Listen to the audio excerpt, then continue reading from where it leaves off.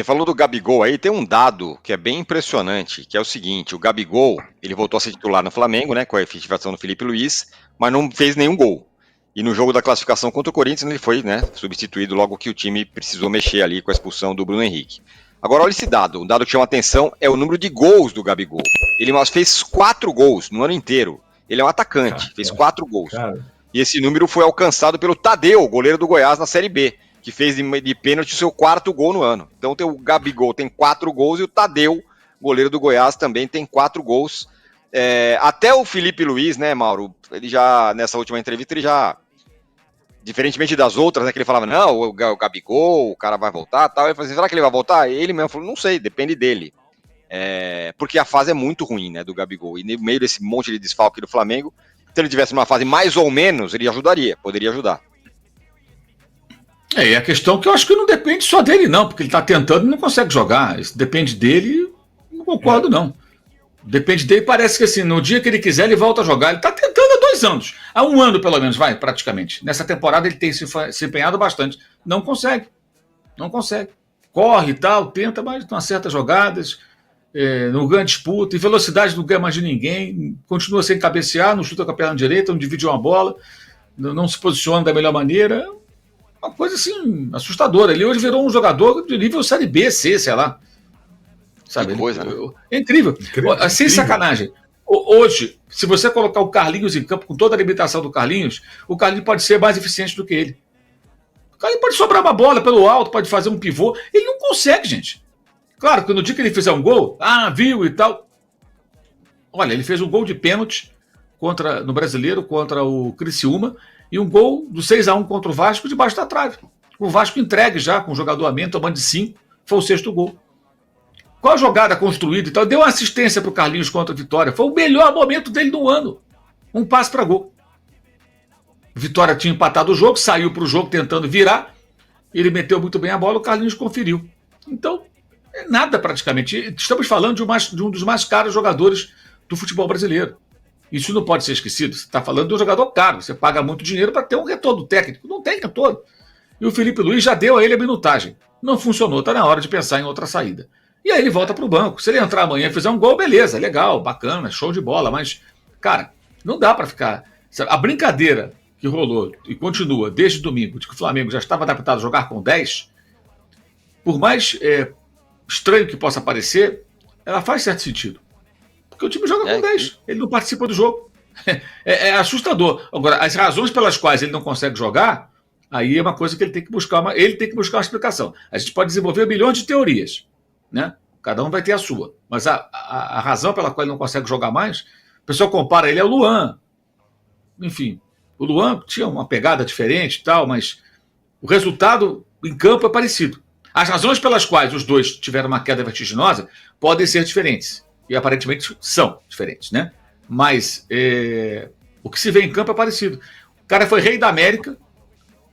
Muita gente questionava, eu inclusive, por que o Tite não convocava no pré-Copa de 2018, que ele merecia estar no grupo. Os defensores incondicionais do Tite falavam que ele não se encaixava no modelo de jogo. Cara, você está levando 23 jogadores na época, né? Então você leva jogadores de diferentes características para diferentes cenários dentro de uma Copa do Mundo. E o Tite não levava o Luan, não convocava o Luan, geralmente. Né? Não foi a Copa. De repente ele vira um nada. E o Corinthians ainda contratou. E não adiantou nada, foi um prejuízo, saiu daquela maneira. Foi pro Grêmio, não conseguiu, foi pro Vitória, não ficou. Né? E o Gabriel foi artilheiro da Libertadores, artilheiro do Brasileiro, jogador decisivo. E mesmo em 2022, você tem 2 anos isso, né? Vai fazendo agora 2 anos, ele fez o gol decisivo e ele jogou muito bem como parceiro do Pedro, que foi o goleador. De lá para cá, acabou. Não tem mais nada. Então, acho que está na hora já do Felipe Luiz parar com esse negócio de escalar o Gabriel. Já deu minutagem, já deu, irmão. Então, o que ele fez domingo, ele vai ter que fazer agora e buscar uma solução com outro jogador lá na frente. Mas, Mauro, sem Bruno Henrique, com os 3 machucados, ainda assim, com essa escassez de opção para o jogo do Atlético, o que você vislumbra? Sem Gabigol, pela deficiência técnica, sem Bruno Henrique, sem os 3. Como é que ficaria? É tentar o Plata, Michael, Lohan. Carlinhos não pode jogar contra o Atlético. O Carlinhos acho que tem o Plata, acho que Plata e Michael, 2 atacantes com velocidade. O Michael pode ser uma ou pela direita, né?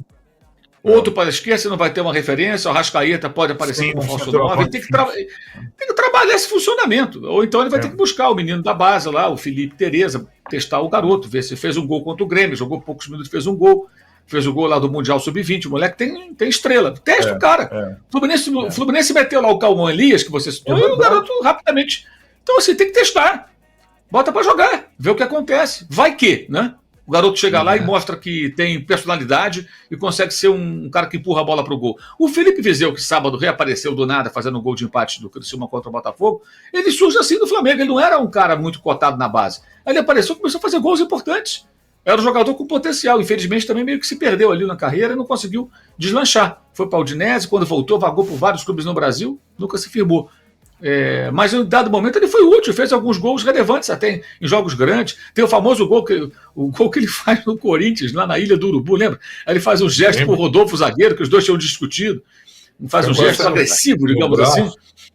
Né? Os caras quase saem na mão, confusão danada. Enfim, então acho que ele tem que buscar as alternativas. Eu acho que o Plata com o Michel é uma tentativa que ele pode fazer, né? Agora, ele já não vai ter também o Pulga. Ele tem problemas aí para o jogo contra o Atlético Mineiro, já de cara, né? E o De La Cruz, se voltar, em que condições também?